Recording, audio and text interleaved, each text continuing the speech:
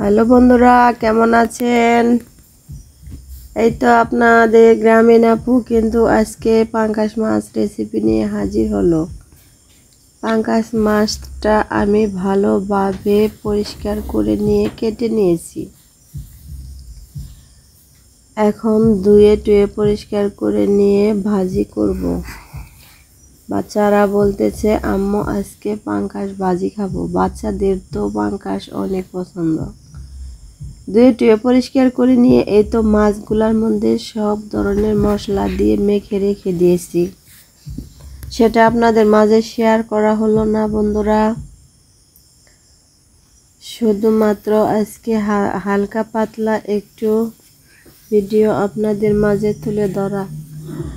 কাজ তো করে যেতে হবেই, না করলে তো হবে না, তা তো অবশ্যই জানেন। তার জন্যই আজকে শুধু পাঙ্গাস মাছ ভাজি করব আর আপনাদের মাঝে শেয়ার করব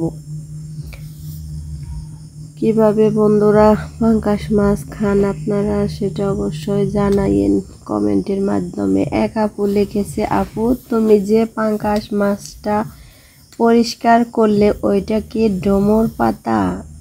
না আপু, ওইটা ডোমর পাতা বলে না, ওইটাকে বলে আমাদের এলাকায় ঠুসকি পাতা। অনেক হয়, সবাই এই পাতাটা দিয়ে মাছ পরিষ্কার করে রান্না করে খায়। অনেক পরিষ্কার হয় মাছের মধ্যে কোনো ময়লা থাকে না এবং কোনো গন্ধটাও থাকে না, কারণ আমরা গ্রামের মানুষ অনেক সুন্দর করে পরিষ্কার করতে পারি। আর আরেক আপু লিখেছে যে আপু পাঙ্গাসের উপরের ছালটা তো ফেলে দেওয়া যায়। ওইটা তো আপু শহরের মানুষ ফেলে দেয়, কারণ ওনাদের তো কোনো পরিষ্কার করার জিনিস থাকে না, তার জন্য চামড়াটা ফেলে দেয়। আমরা ফেলে না দিয়ে পরিষ্কার করে রান্না করি। যার মন চায় রান্না করা বা ভাজি করার পরে খেতে পারে, তা না হলে ছুলে ফেলে দিয়ে পরে মাছটা খেয়ে ফেলা যায়। এরকম করে আমরা খেয়ে থাকি, সেটা তোমাদেরকে বলে দিলাম।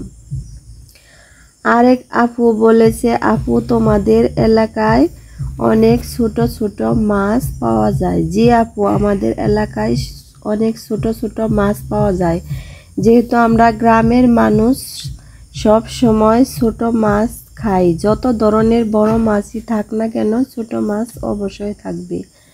এদিকে কিন্তু আমার রান্না বান্নাটা পরাই ক্লিয়ার হয়ে আসছে।